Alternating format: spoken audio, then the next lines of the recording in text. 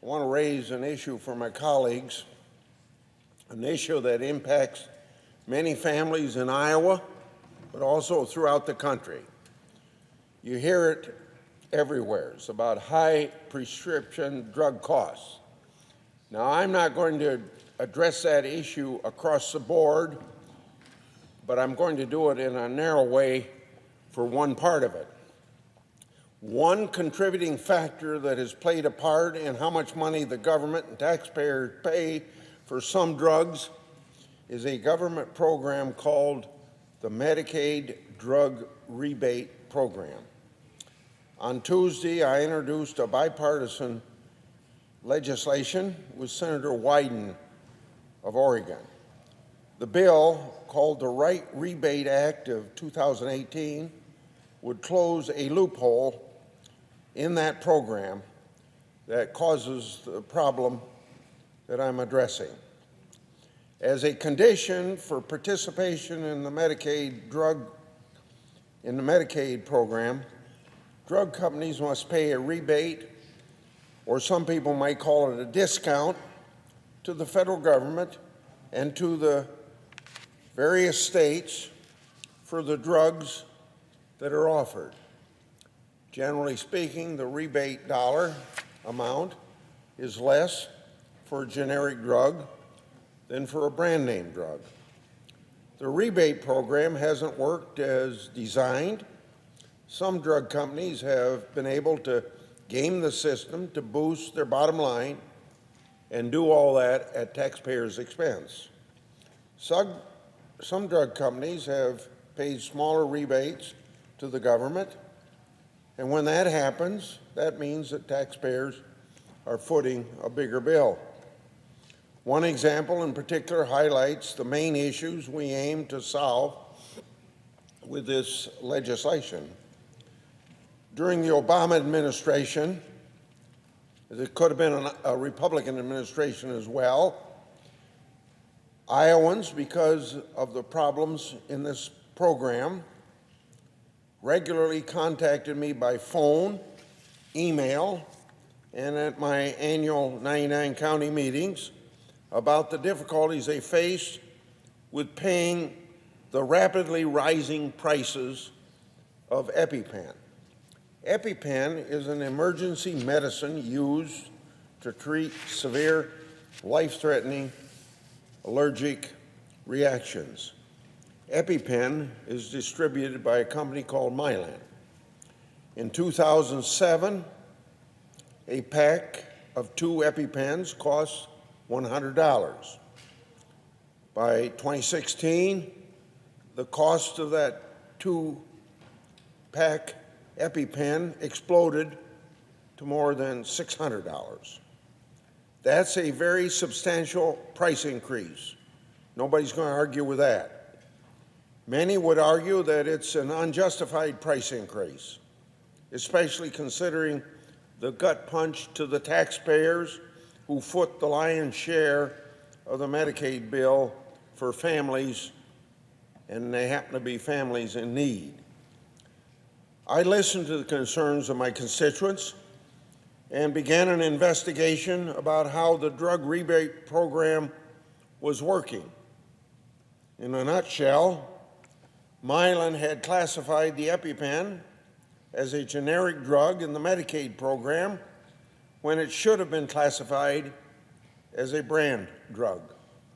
That means Mylan misclassified EpiPen and CMS let it happen.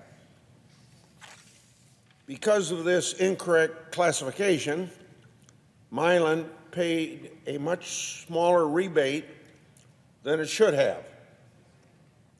I asked the Health and Human Services Inspector General to look into these classification practices.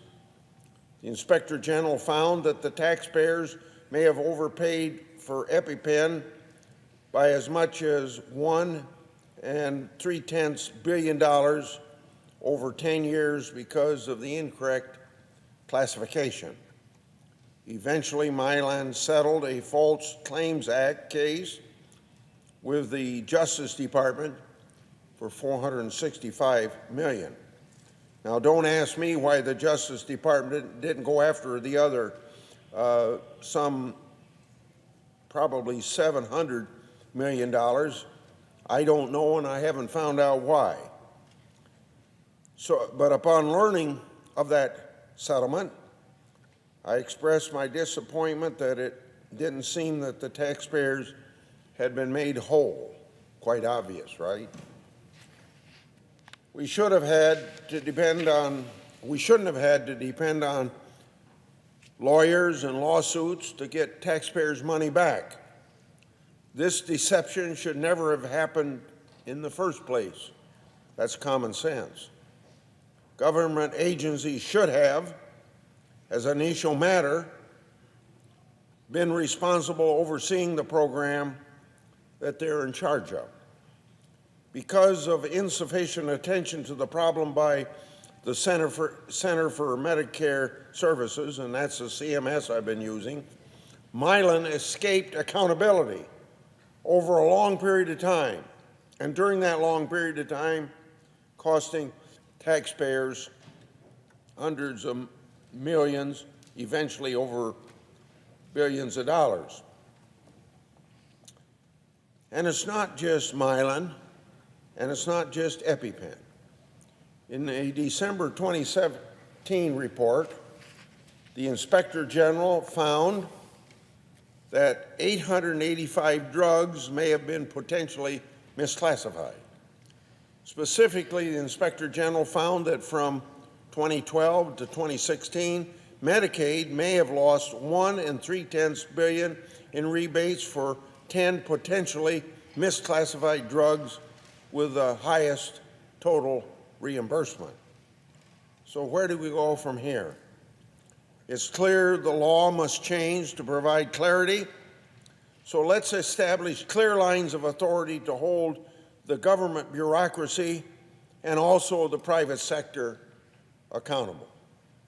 Taxpayers demand and deserve accountability. Simply said, accountability will bring cost savings.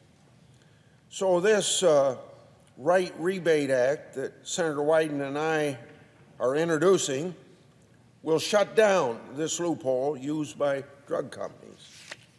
This legislation will prevent the misclassification of drugs in the first place and protect taxpayers' dollars. It does this by requiring CMS to enforce penalties on drug companies that knowingly misclassify drugs in this Medicaid program.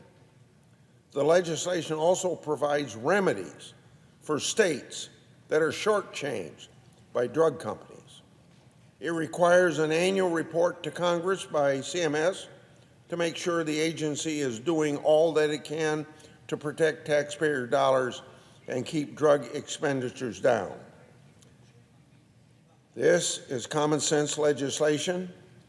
It would close a loophole used by drug companies to keep prices artificially high, much higher than they should be, and it grants the Secretary of HHS the authority to properly enforce the law. The Right Rebates Act is only one step in the fight against high prescription drug costs, but it is the right step, and there are a lot of other steps that must be taken. I look forward to working with Senator Wyden in the 116th Congress on many issues important to Americans, including the high cost of prescription drugs. I yield the floor.